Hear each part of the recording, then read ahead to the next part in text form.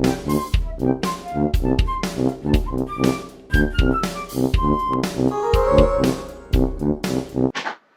right. Yay!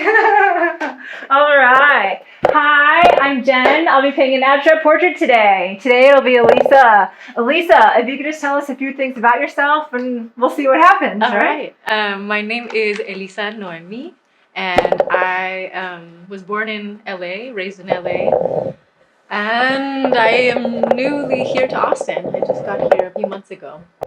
So I'm kind of at a crossroads in life, a new chapter beginning, and I could say a lot about myself, but I love that. So you grew up in LA? I did, yes, born and raised. Wow, that's exciting. Yeah. And what made you choose Austin? Well, my partner got a job that required being in Texas, and asked if I was open to trying out anywhere in Texas, and I said, well, I hear good things about Austin, and I've been looking for an excuse to leave LA for a long time. Every time I try to move away, something would keep me home. And even though LA is a huge city, it feels like my tiny town in a lot of ways. And yeah, it felt like an exciting new opportunity to adventure and check out a new place. How long have you been here in Austin, I guess? Since April 2nd. Of this year? Yeah. Oh my gosh! Wow! Well, welcome to Austin. I love that. Yeah. So 2 months. Yeah, that's amazing. Oh my gosh, I feel so lucky that I'm meeting you so early in your Austin experience. Do you have any favorite spots yet? Well, Austin Film Society and Austin Public. Okay. I will say, because I mean, so I got here, and then of course immediately was like, what have I done? Why did I leave LA? And LA has this really strong bubble vortex.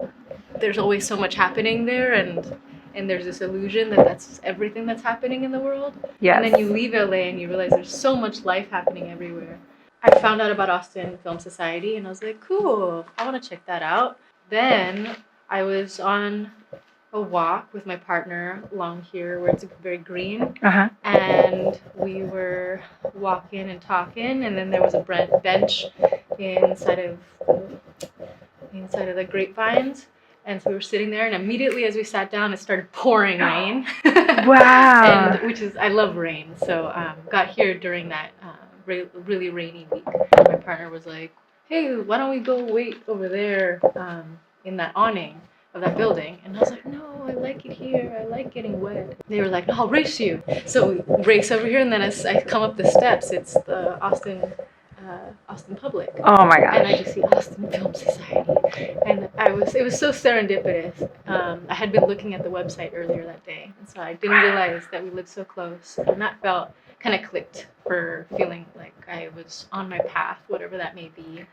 Like the universe was talking to you? Yeah. Because sometimes I take a turn on the road, and then I plagued with doubt of all the shoulda, coulda, woulda, and I'm working on that piece. So it felt very affirming of I've chosen this adventure, and then I'm for whatever reason meant to be here. Yes. And I got plugged into the Texas Mycological Society, Ooh. which is a cool thing. Yeah. Learn about mushrooms and mycology. And we went on a mushroom walk and walked over by a 400-year-old oak tree. Wow. So that's definitely one of my favorite spots. Yeah. Wow, that's really cool. I feel like I should tell you about Barton Springs. Yes. Okay. I went swimming there yesterday morning. Oh, wow. Yeah. Okay, Yeah, great. In the morning. Yes. Yeah. It's really special. Yeah, that's a really neat spot. Yeah. Swimming is really, I find really good for my mental, emotional, physical, spiritual health. Yeah. Just being in the water. I'm a crier. I cry a lot. Okay. Maybe less so. I find that I've cried less in Austin, maybe because it rains here. Oh, My theory okay. growing up in LA was that I would provide water during the drought. through my tears. But no, so therefore being in water and swimming, I find to be really part of the key for being in happiness. Oh, how neat. Yeah. Wow. That's so neat. Yeah. I was in New York City for a long time, and the one thing that I was always like, well, maybe I want something different, like a different life. I was like, I would be next to the beach. I moved around a lot as a kid. I was actually born outside of San Diego. Oh. And so like the beach in the West Coast has always called to me. Yeah. I totally love that. The water. Yeah. Yeah, it's always a little strange not being super close by the ocean. It's very comforting to be near. There's some people who've never seen the ocean. I know. Yeah. I know. We're lucky in that way. Yes. Very lucky. Yeah. Identified as a theater artist. Oh, really? Very strongly, at least until 2020. And then now I've been in the existential, what now? Okay. And so like theater, like you wanted to do like all that jazz. I wish. I'm not an entertainer. Okay. I admire entertainers and the talent and skill and dedication that I think that it takes to summon that kind of energy and entertain. And that's definitely not my skill set, I think. Okay. More I've been just driven by the idea that storytelling is healing, personally healing, and then also collectively, intergenerationally healing. And inspired by that concept that one story at a time heals the people involved in it, the audience that was present in the. And I mean, I love theater for that reason, because it's such a interactive experience between what is happening in the performance and the audience. But again, I thought that I would want to do the New York and theater, and but that just that didn't happen. I didn't go that way. Yeah. But I admire people who love New York. Yeah. It's a very vibrant city. You know what made me want to move to New York? This is great. Was Home Alone 2. Like, I saw that kid eating as many cookies as he wanted, and I was like, that's for me. That's pretty reason. Wow. That was really a reason. Yeah. I mean, I also wanted to be a performer, but like movies really made New York City magical. Mm-hmm. And I had lived around so much of the country that, except for really the Northeast. Mm-hmm. So I wanted to like go explore over that. Yeah. Neat. Can't think of any artists that I know, and I know a lot of artists who do just one form of art. Right.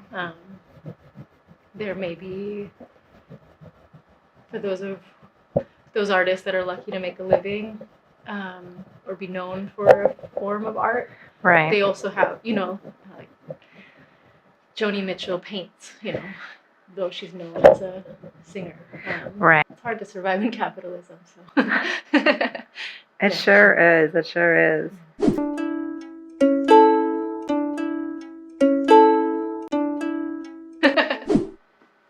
I see your ukulele there. I would say someone who plays the ukulele is a performer, though. Oh yeah, I'm definitely a performer. Okay. Yeah. No, I'm just not all that jazz with just the jazz fingers. I'm so shy. So I just like to do musicals and all that. Okay. I brought my ukulele because I'm also thinking about happiness, and okay. A couple of years ago, 2017, 2018, 2019 were really hard years for me, and then 2020 actually came like in good time to kind of take a big time out. Okay. That I needed already. Yeah.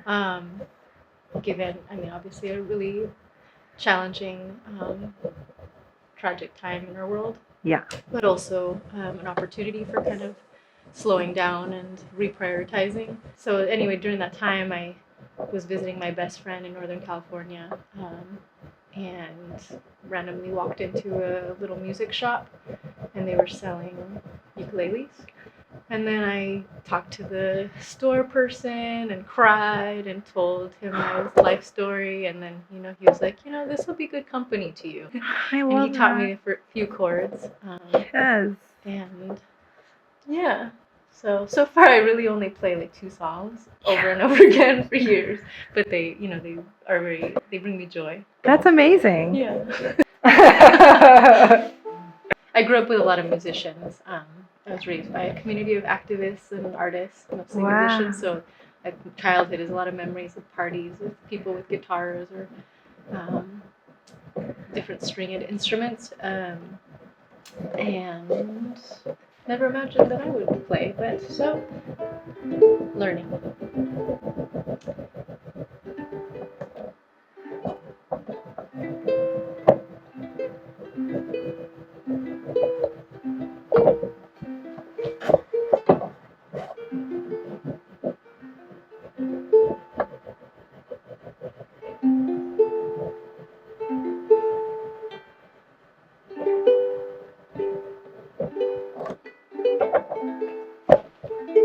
I'm shy. I think you're doing great. That sounds really pretty.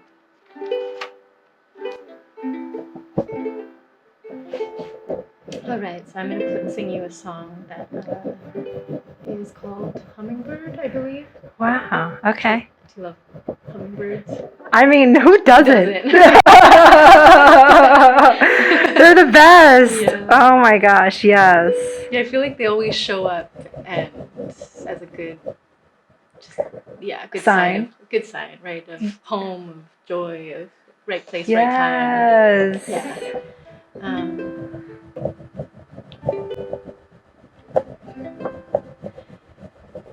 People don't sing about days that didn't happen, and people don't cry for a tear they never shed,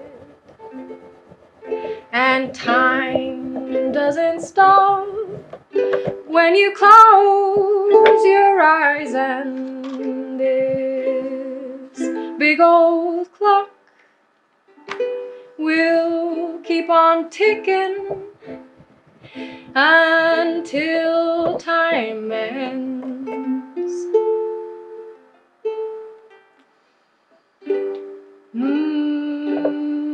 Can you hear the hum of the hummingbird?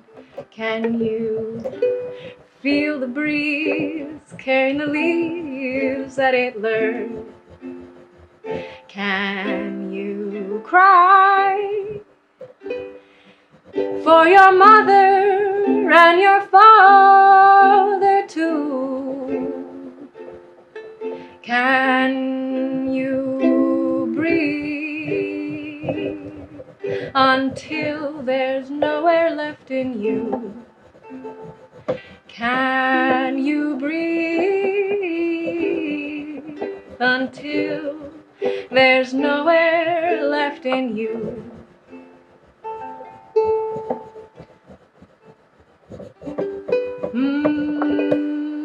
Can you hear the hum of the hummingbird? Can you feel the breeze carrying the leaves that it lured? Can you cry for your mother and your father too? Can you breathe until there's nowhere left in you?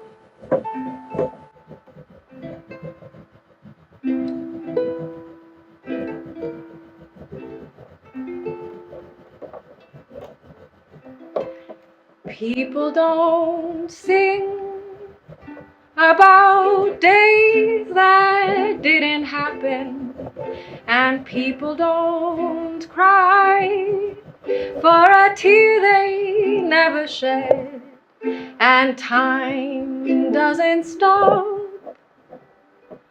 when you close your eyes, and this big old clock we'll keep on ticking until time ends.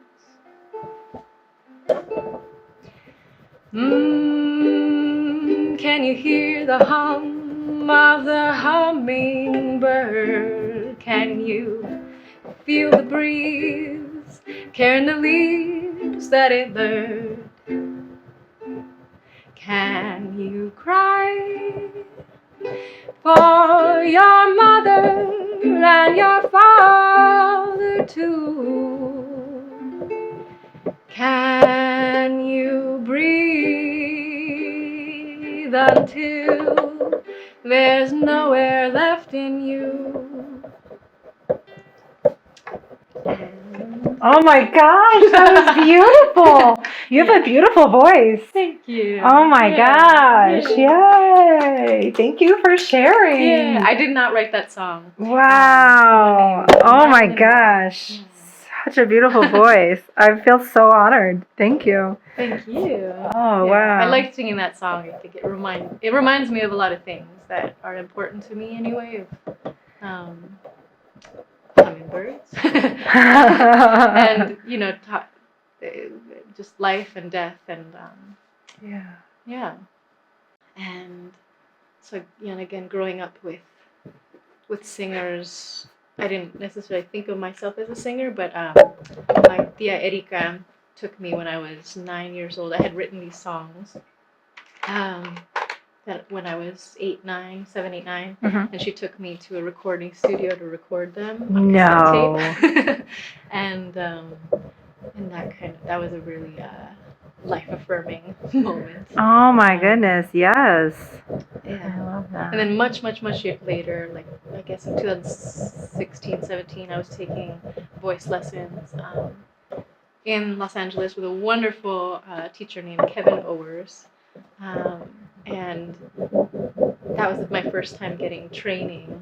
And it really helped because I found that there's so much that just the throat, we just, like maybe in more metaphorical ways, we get in our own way, or I get in my own way, and holding myself back. And so the throat can kind of get in the way of the sound, of the natural instrument that we all have. We all have breath and these bodies, and song is sound vibrating through our body. And that was really empowering to learn that, and then to learn techniques to help not close off and rather open and breathe and share. Yeah. Wow. Found it to be a really good therapy. Yeah. Yeah. Yeah. I used to be a bartender, and living here, my allergies here are crazy, but I was really, like, after I got COVID a little over a year ago, and I just felt like I couldn't ever get out of it. I even went to the doctor. She gave me an inhaler, but I still didn't feel like it was out. And then one day I just happened across a vocal warm up on YouTube, and I started to do that, and it was like, oh my gosh, because I don't talk loud anymore. And so it's it is your body really does need to vibrate everywhere. Yes. It's so nice. To be or not to be an actor thing. Or what do you do professionally? I heard you say acting. Sorry, I started making professionally. What's that? Or what do you do for money?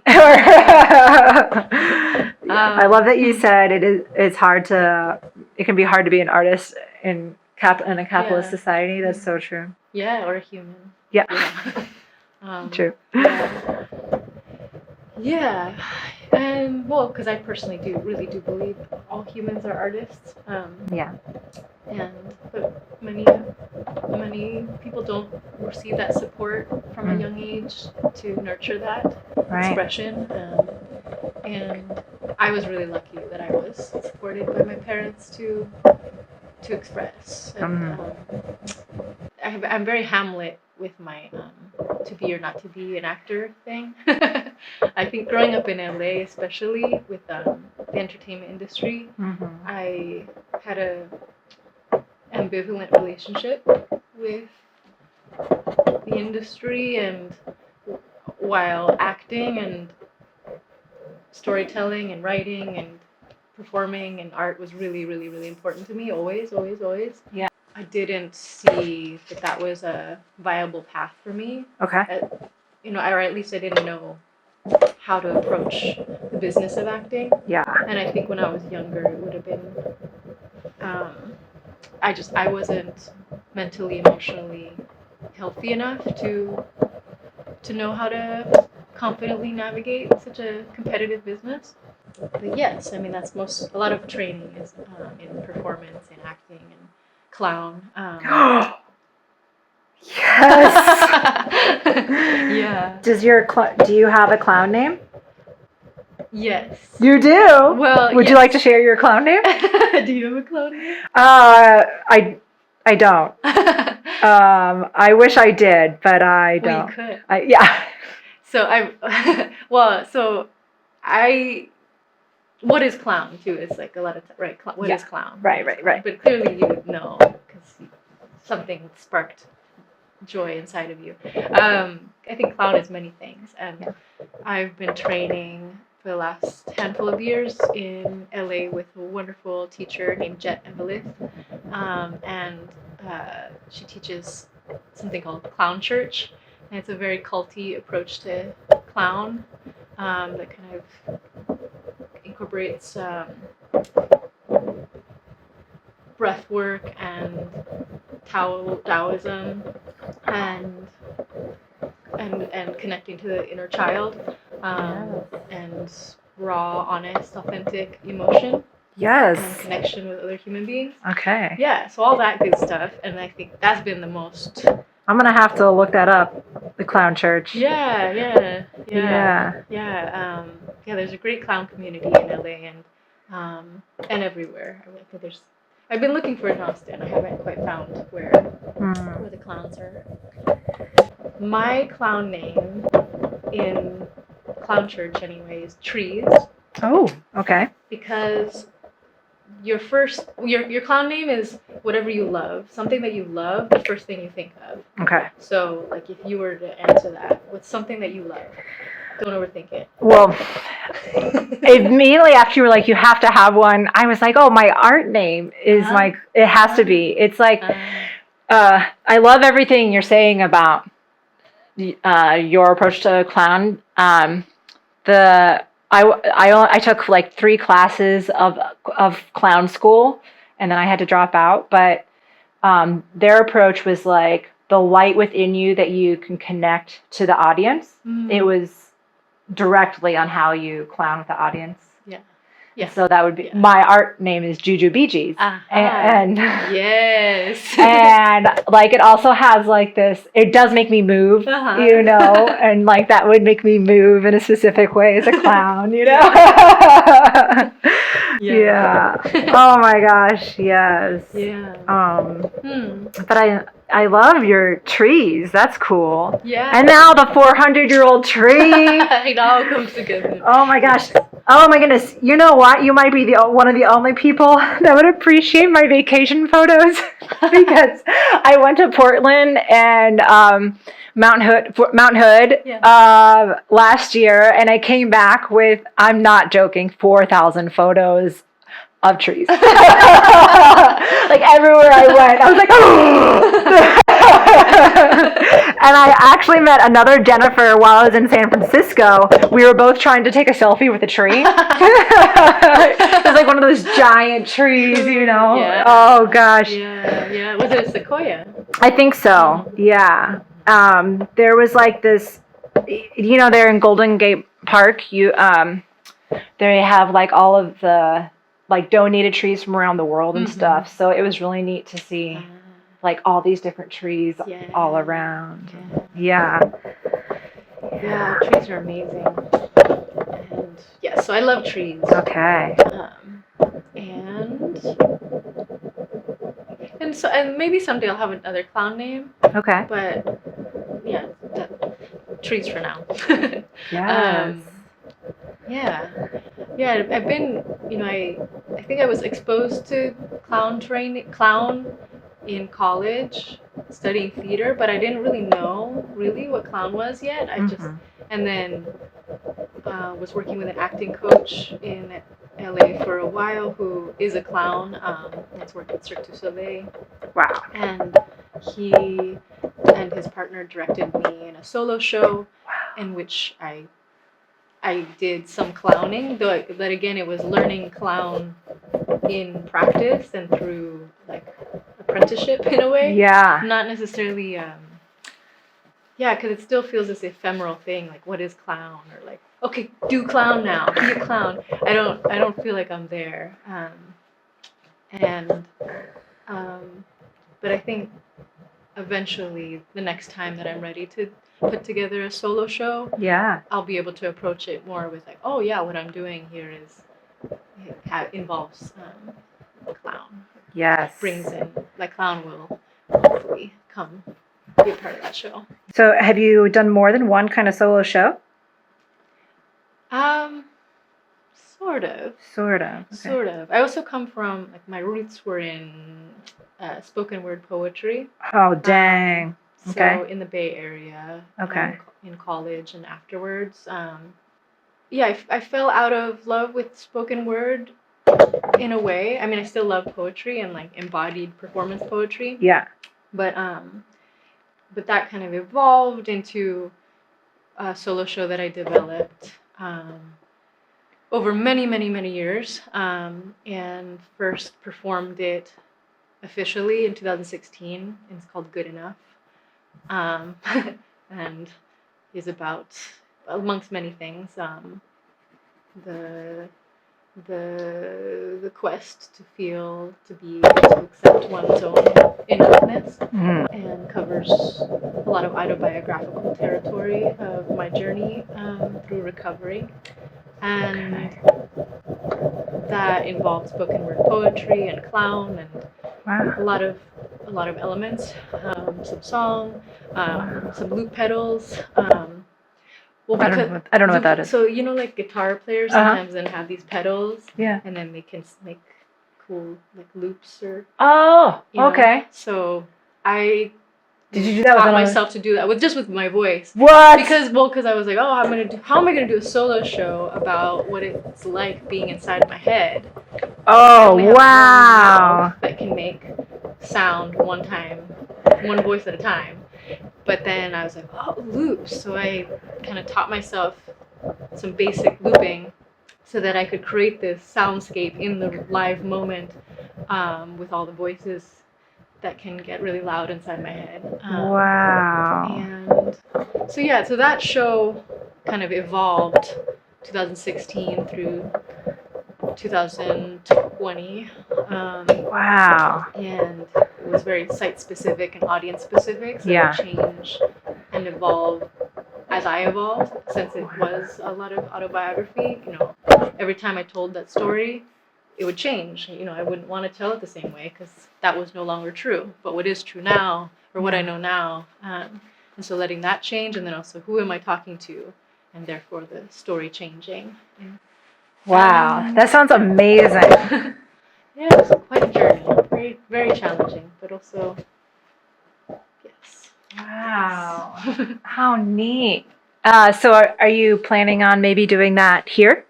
Well, maybe. I did get really excited. I mean, like literally here. I mean, if you want to, I am all about it. But I meant like, are you going to have a one-person show here in Austin, you think, or? Well, not anytime soon. And I love solo work, but I also hate solo work. I'm more of an ensemble person. Yeah. That, I mean, Good Enough, or the Good Enough story, is again something that, well, my mentor told me, nobody wants to do a solo show. It just kind of, the universe compels you. Yeah. And you listen. Yeah. So that's definitely how it feels with that story. It's not necessarily something I want to tell, but in the way the universe compels me, and I'm motivated when I realized that it can help. Maybe it can help people. Yeah. And then that sparks the desire to perform. Yeah. I love that. Like, helping people helps you. Yeah. Big time. Yeah. Big time. Yes. So I know you've only been here 2 months, but do you have a taco war going on? No, I need tips. Like, because I feel like Austin loves tacos, Yeah, right? who doesn't? Yeah. But I also feel like Southern California is all like, we do tacos. So that's why I meant, like, do you have a taco war in your head about it? I feel like it's the Western version of who makes pizza better, like New York and Chicago. Right. Get into that. Yeah, yeah. Well, but none of us can compete with Mexico. Oh, for sure. Tacos. So Yeah. it feels futile to assume that anywhere north of that border would, though of course, That's great. Though of course, diaspora creates a lot of interesting things in culture, food. So I had tacos yesterday. Ooh. From a little place on a corner by a gas station. Okay. And the barbacoa was really good, but the asada was really bad. And I asked for corn tortillas, and the asada had flour. Oh no. So I was like, oh, this is really disappointing. That is disappointing. Yeah. So no, yeah, the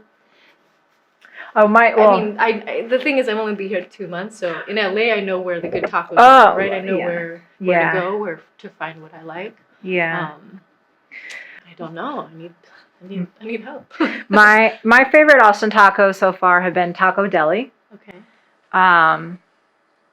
Yeah, it's really hard to mess up, and there's a few locations, and it's just super yummy.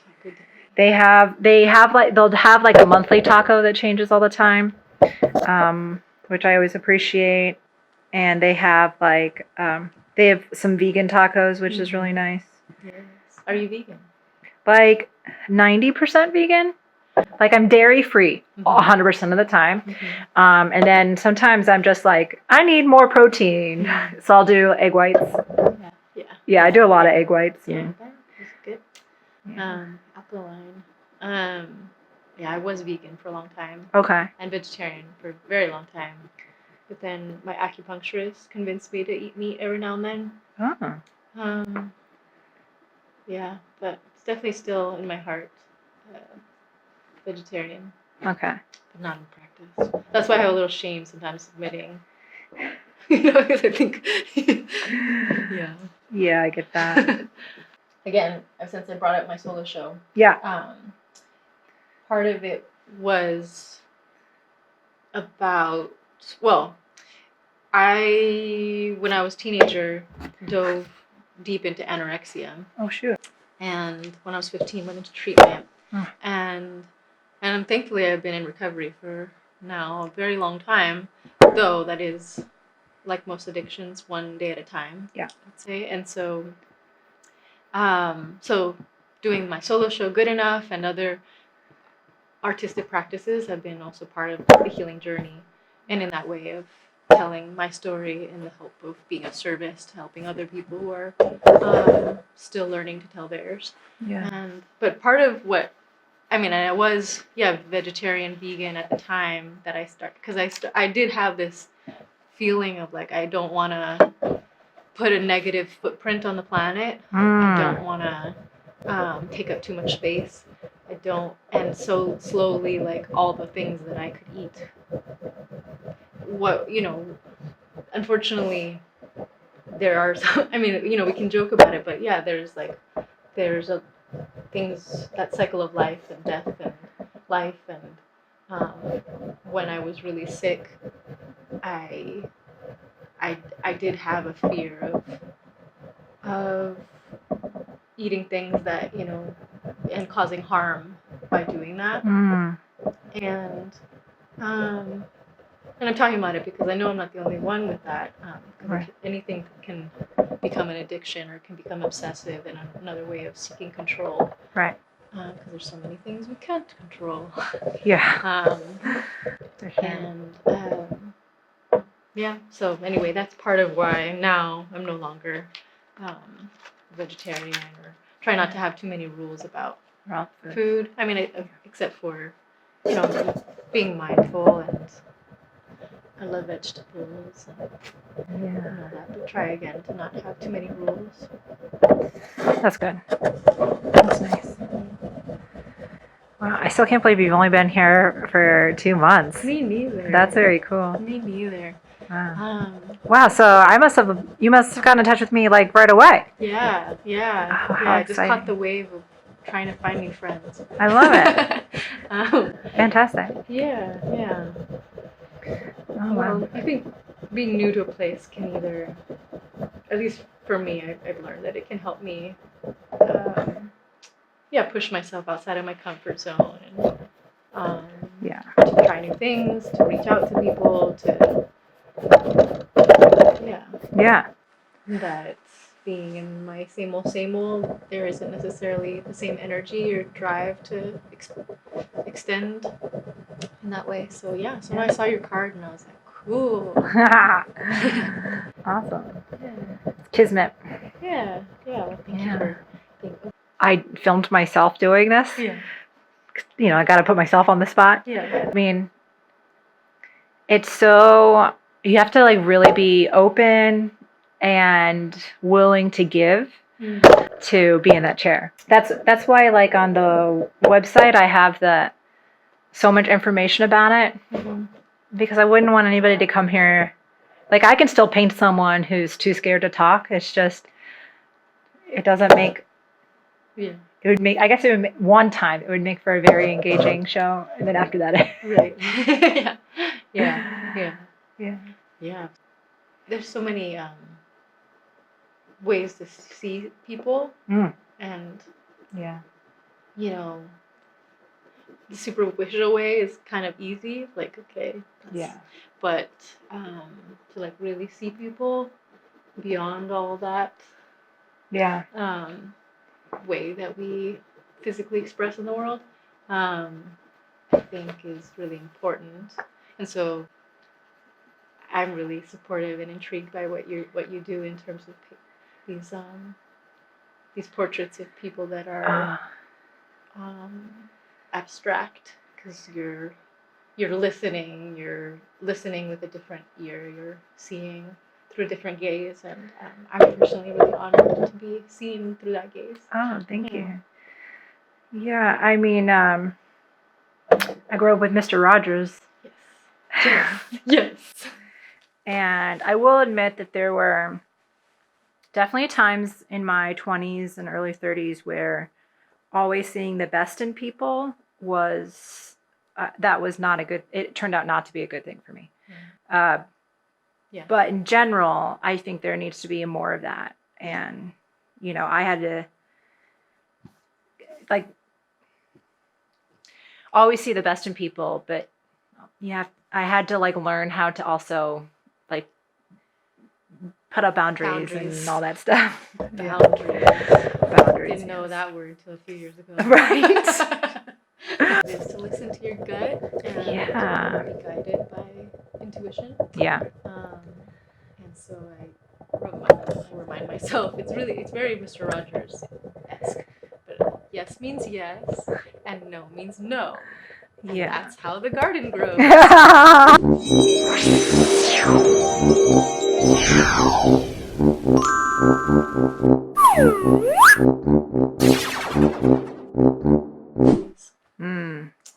Forgiveness. I think the biggest forgiveness that I'm still working on is not blaming myself for the harm that others have caused. And believing that it was somehow my fault by putting myself in that position, or not knowing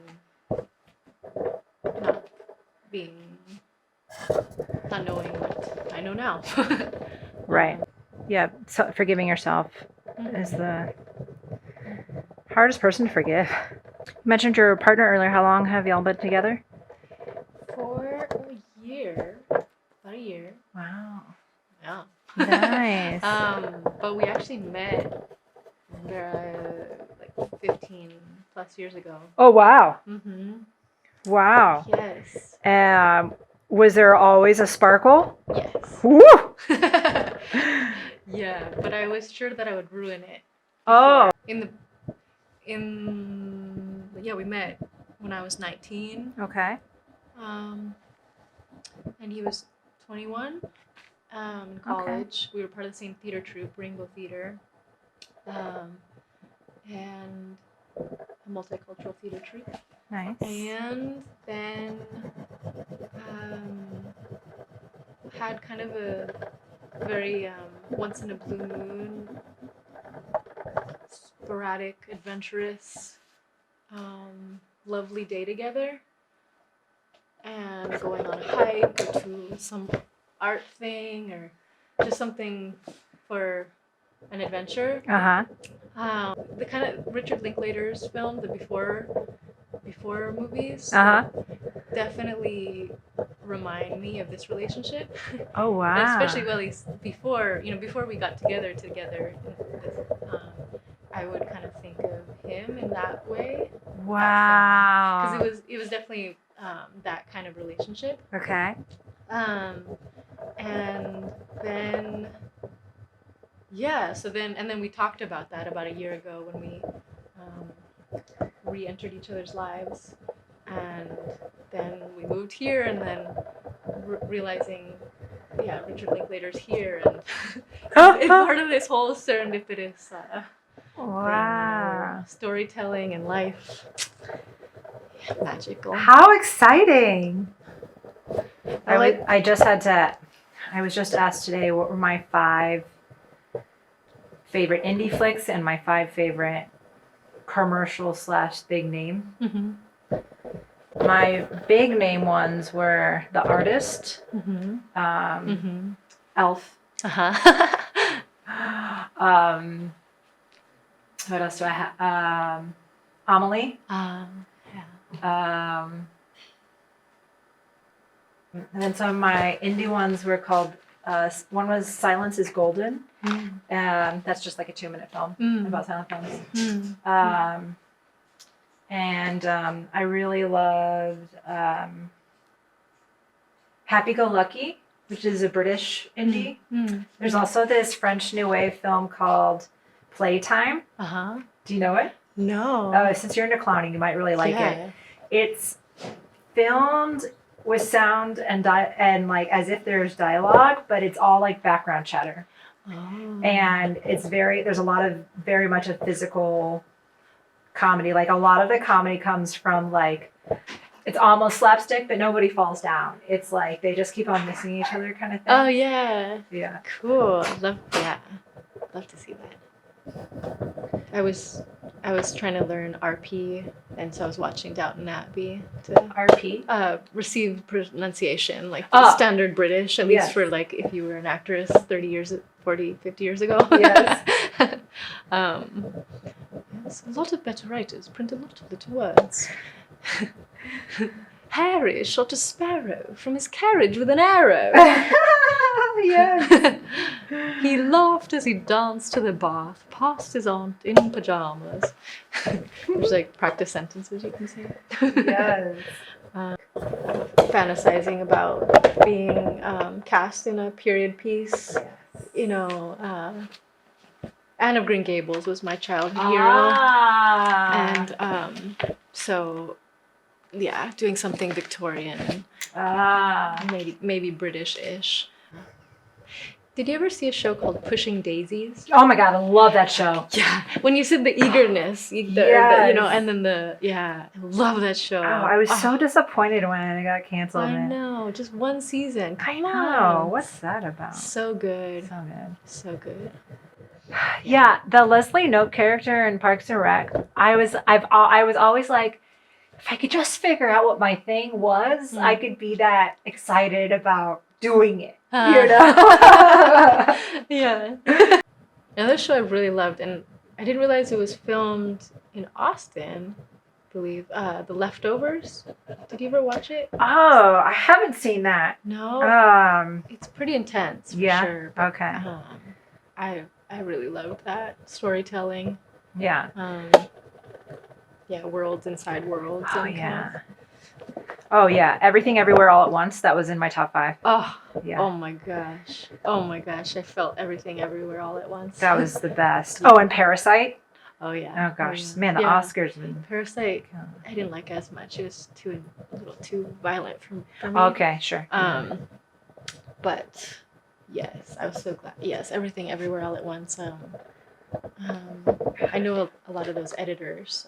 Oh, wow. My housemate was the office assistant for the post-production house for that film, and so I was hearing about it for a really long time before it came out for the public, and so I'm just so happy for everyone that was involved in that piece and how well it was received worldwide, because they really deserve it.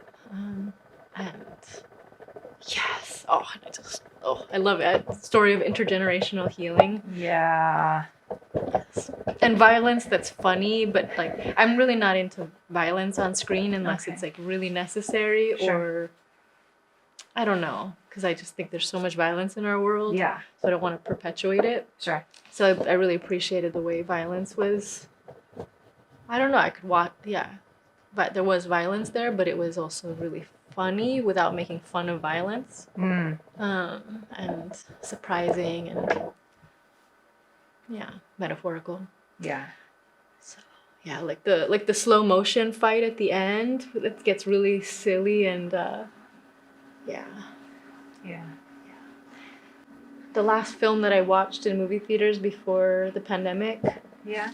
like the week that everything shut down, I watched Portrait of a Lady on Fire Oh. in cinemas. Did you watch that? I don't think I've seen that. Oh my gosh. Should I? That's a good one. I mean, yeah, it was. I mean, it's a very slow film. So, from what you've named, not necessarily. It's not comedy. It's not comedy, and it's very very slow. But very like every frame is a painting.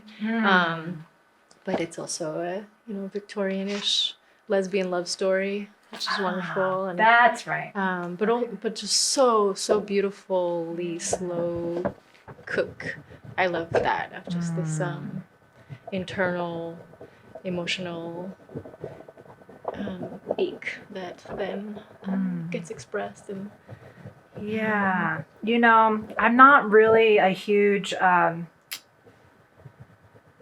let's turn this book into a movie, but they're usually this one, Little Women, the most recent one, that was the first time, because I had to read that book in college and saw all those different editions of it and stuff. That was the first time that I was like, oh, this is why the book was so popular. This is like, it was the first time that I was like, oh, these are real people with real characters and with real feelings and that was Yeah, I wanted my name to be Jo when I was a little girl. Oh, wow. After reading. Yeah. Or I think after seeing The Little Women, that came out in the 90s. Yeah. Oh, really? So I am kind of biased because that kind of framed my childhood imagination. So this new one, it just didn't. It didn't compare to my childhood imagination. Right. But yes, Jo is an inspiration. Yes. Women writers. Yes. I appreciate women writers. Oh. I want to ask you so many questions, but I realize you're supposed to be interviewing me. Go ahead. How did you begin your artist, like this portrait? How did you first when did you fall in love with pastels? Well, so in 2011 or so, I don't know, maybe 2013, my ex-husband, or who was my husband then, bought me this easel and a whole bunch of paint sets and stuff. And before that, I had never really painted other than the painting supplies you can get at a tourist gift shop. Mm. And he was like, I really think that you would like doing this. Mm-hmm. And I was like, okay. And I painted a little bit while we were together. But then we like separated pretty quickly after there. Mm-hmm. And it took me until like 2015 to really start to paint a lot. And once I did, I was like, oh, yes, this is my, Yeah. like, so much made more sense. Mm. Do you know what synesthesia is? Yes. Okay, so I experience emotions in color, Uh-huh. and it was really confusing for a long time. I thought it was that I experienced sound in color. Mm-hmm. It's just that sound often creates emotion. Right. Yeah. So, and I didn't even realize that until I was watching a movie with him. And I was like, wow, the visual effects on this are amazing. And he was like, what are you talking about? It was just like a scene where someone was like walking down the street. There were no visual effects. Wow. And then that put me on the long journey of understanding what synesthesia was. And it so much of my life made sense. Yeah. And that was more, so I started painting more with like oils and acrylics. Quickly realized I don't like acrylics. And I started to paint a lot with oils with my hands more than paintbrushes. And then when the first time I went to a coffee shop to ask if they'd want to show my work, they were like, would you be interested in painting in the store? It was just about trying to find a medium that I could do that would dry, that wouldn't make a mess. That you can easily transport. Yeah. Uh-huh. And I mean, still one of my favorite things to do is to go to whenever I travel, is to get new art supplies to see. Uh-huh. So yeah, so like in 2017 was the first time I really used oil pastels, and started to paint people in coffee shops and stuff. Cool. Yeah, I like the very first time I was like, my very first art show was like stuff that I had made ahead of time. And then the next one was, I'd love to paint live. And it was like it was Girls with a Z art show. And it was all ladies, right? And it was like 5 hours. And I was doing all acrylics and just painted anybody who wanted one. And then once I got into these, now I look at acrylics and I'm like, I can't do it. Like, I mean, I can. It's just, I don't like that it dries, you can't change stuff. Uh-huh. And like the last few acrylic paintings that I did in New York, I'm like, wow, I can't believe I made those. Like, they're so good or whatever. But when I've tried to use acrylics here, I'm just like, I paint the same thing all the time. Yeah. I even since living here, I've realized that when I start to paint onions over and over again, it's time to get some inspiration. But okay, it's ready. Wow. I'm excited about it. But okay. Let's see. Wow. That's me. Yeah. You're so beautiful. I am so beautiful.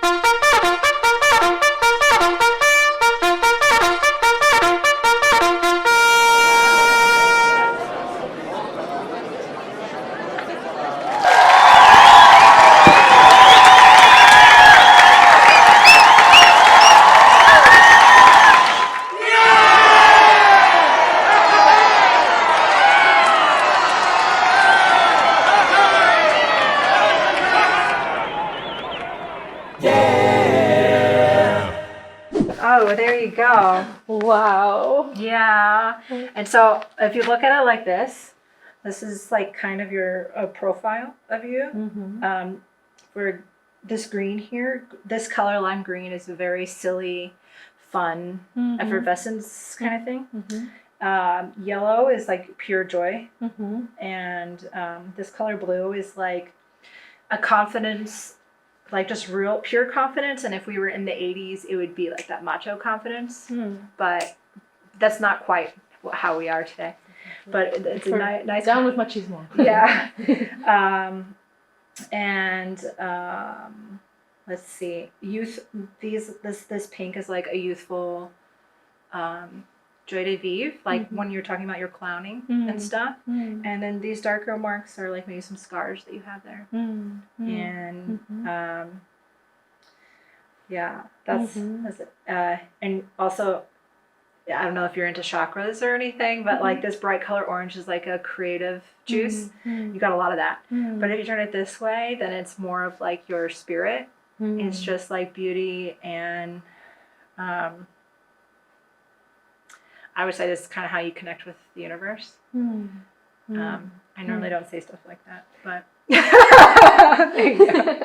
that's for you. Yeah, thank you so much for doing this. I really appreciate it. I was so honored. Yeah. Wow. Yeah. Yeah. Wow. Yeah, I used to do a lot of visual art as a child and in treatment. Yeah. And that was part of what drew me to your card when I saw it. So your use of colors reminded me of my use of colors. Okay. While our expressions are different, Yeah. I really resonated with your relationship to color. Oh, thanks. So to get to know a little bit more about how you orient through the world. Yeah. With color and emotion and I'm just honored to be seen in this way. Oh. And then to see myself, you too. Yeah. I mean, like, I mean, if you look at that, how can you not? I mean, I'm not trying to make myself sound good, but if I were to see that and know that it was me, then I would always be like, that's right, I am that beautiful, Right. no matter what XYZ happens. Yeah. Yeah. Yeah. Yeah. Yes. Very affirming. Yeah, Mhm. my first apartment, I painted all the walls in abstract art, and that's kind of how I got into it. I was like, oh my gosh, like I know so much more about this and this, and so like I want to be able to gift that to people. Yeah. Thank you for that gift. Yeah. Okay. All right. Well, thank you for watching, and thank you for so much for this. This is Thank great. you. My Okay. pleasure. Yeah. Yeah. Okay.